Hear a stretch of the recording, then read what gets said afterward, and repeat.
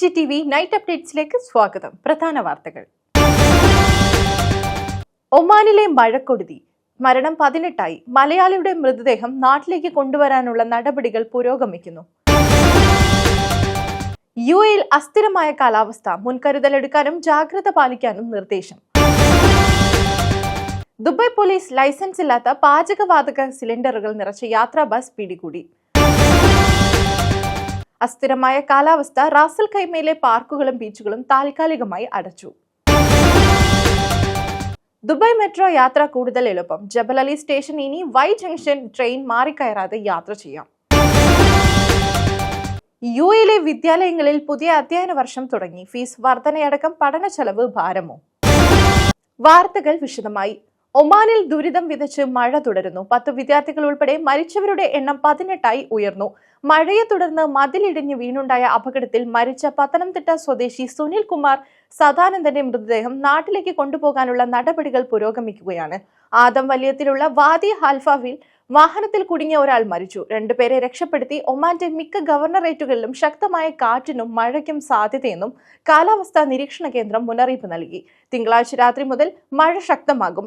സമദ് അൽ Shanil school bus വാദിയിൽപ്പെട്ടാണ് കുട്ടികൾ ഒഴുക്കിൽപ്പെട്ടത്. മറ്റു ചില വാഹനങ്ങളും വിവിധ ഭാഗങ്ങളിലായി ഒഴുക്കിൽപ്പെടുകയും നിരവധി പേർ ഒലിച്ചു പോവുകയും ചെയ്തിരുന്നു. സ്വദേശികളും വിവിധ സുരക്ഷാ വിഭാഗങ്ങളും സംയുക്തമായാണ് പരിശോധന നടത്തുന്നത്. ഞായറാഴ്ച വൈകുന്നേരവും തിങ്കളാഴ്ച രാവിലെയുമായിട്ടാണ് മരിച്ചവരുടെ മൃതദേഹങ്ങൾ കണ്ടെത്തിയത്. സമദ് ഷാനിൽ കാണാതായ കുട്ടിയുടെ മൃതദേഹം ഇന്നാണ് കണ്ടെത്തിയത്. UAE-ൽ അസ്ഥിരമായ കാലാവസ്ഥ നിലനിൽക്കുന്നതിനാൽ മുൻകരുതലുകൾ എടുക്കാനും ജാഗ്രത പാലിക്കാനും അധികൃതർ മുന്നറിയിപ്പ് നൽകി. പ്രതികൂല കാലാവസ്ഥയിൽ ഒമാനിൽ 18 പേർ മരിച്ചതിന് പിന്നാലെയാണ് ഈ മുന്നറിയിപ്പ് നൽകിയിരിക്കുന്നത്. ഏപ്രിൽ 15-ന് വൈകിട്ടോടെ കനത്ത മഴയും കാറ്റും ഉണ്ടാകുമെന്നാണ് പ്രതീക്ഷിക്കുന്നത്. ബുധനാഴ്ച രാവിലെ വരെ അസ്ഥിരമായ കാലാവസ്ഥ നിലനിൽക്കും. മിന്നലോടും ഇടിയോടും കൂടി ശക്തമായ മഴ വിവിധ പ്രദേശങ്ങളിൽ വെള്ളപ്പൊക്ക ഭീഷണി ഉയർത്തിയേക്കാം. ശക്തമായ കാറ്റ് മൂലം തിരശ്ചീന ദൃശ്യപരത കുറയാനും സാധ്യതയുണ്ടെന്ന് UAE-യുടെ നാഷണൽ സെന്റർ ഓഫ് മെറ്റീരിയോളജി അറിയിച്ചു. ലൈസൻസ് ഇല്ലാത്ത പാചകവാതക സിലിണ്ടറുകൾ നിറച്ച യാത്രാ ബസ് ദുബായ് പോലീസ് പിടികൂടി. ആളുകളെ കൊണ്ടുപോകാൻ ഉപയോഗിക്കുന്ന വാഹനങ്ങളിലും സൂചനാ ബോർഡുകൾ ഇല്ലാത്ത ലൈസൻസ് ഇല്ലാത്ത വാഹനങ്ങളിലും ഗ്യാസ് സിലിണ്ടറുകൾ കൊണ്ടുപോകുന്നത് അപകടകരമാണെന്ന് ദുബായ് പോലീസ് ജനറൽ കമാൻഡർ മുന്നറിയിപ്പ് നൽകി. വാഹനം അപകടത്തിൽപ്പെട്ട് ഗ്യാസ് സിലിണ്ടറുകൾ പൊട്ടിത്തെറിക്കാൻ ഇടയായാൽ അത് വൻ ദുരന്തത്തിന് കാരണമാകുമെന്നാണ് Dubai police general department of criminal and investigation, suspicion and security phenomena വിഭാഗം director Ali Salam Al Shamsi പറഞ്ഞത്. UAE-ലെ കാലാവസ്ഥാ വ്യതിയാനം കണക്കിലെടുത്ത് റാസൽ ഖൈമയിലെ ബീച്ചുകളും പാർക്കുകളും താൽക്കാലികമായി അടച്ചിട്ടതായി റാസൽ ഖൈമ പബ്ലിക് സർവീസ് അറിയിച്ചു. കാലാവസ്ഥാ സ്ഥിരത കൈവരിക്കുന്ന മുറിക്ക് തുറക്കുന്ന തീയതി പ്രഖ്യാപിക്കും. റാസൽ ഖൈമയിലെ പ്രാദേശിക emergency crisis and disaster team എമിറേറ്റിലെ സർക്കാർ സ്ഥാപനങ്ങൾക്കുള്ള ക്ലാസുകൾ ഓൺലൈൻ പഠനത്തിലേക്ക് മാറ്റാനും തീരുമാനിച്ചിട്ടുണ്ട്. ഇന്നു മുതൽ ദുബായ് മെട്രോ യാത്ര കൂടുതൽ എളുപ്പമാവും. ദുബായ് മെട്രോയുടെ റെഡ് ലൈനിലെ യാത്രക്കാർ തിങ്കളാഴ്ച മുതൽ ജബൽ അലി സ്റ്റേഷനിൽ വെച്ച് ട്രെയിനുകൾ മാറിക്കയറേണ്ടതില്ല. ജബൽ അലി സ്റ്റേഷനിൽ പുതിയ വൈ ജംഗ്ഷൻ നിലവിൽ വന്നതോടെയാണിത്.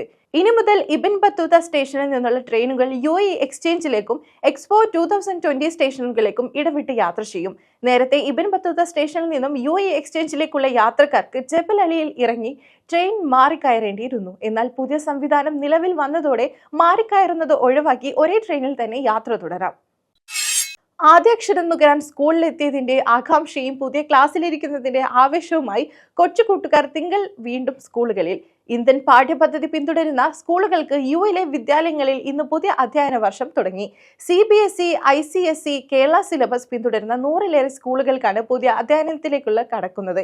എന്നാൽ പ്രാദേശിക വിദ്യാഭ്യാസ സിലബസ് സ്കൂളുകൾ 3ാം പാദ പഠനത്തിലേക്കാണ് കടക്കുക.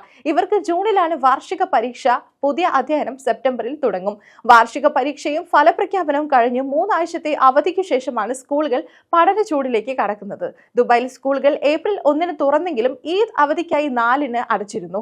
നാട്ടിൽ നിന്നും വ്യത്യസ്തമായി ഗൾഫിലെ സ്കൂളുകളിൽ മധ്യവേനൽ അവധി ജൂലൈ, ഓഗസ്റ്റ് മാസങ്ങളിലായതിനാൽ ഇന്ത്യൻ സ്കൂളുകളിൽ ഏപ്രിൽ തന്നെ അധ്യയനം ആരംഭിക്കും. ഇതോടെ വാർത്തകൾ കഴിഞ്ഞു. നമസ്കാരം.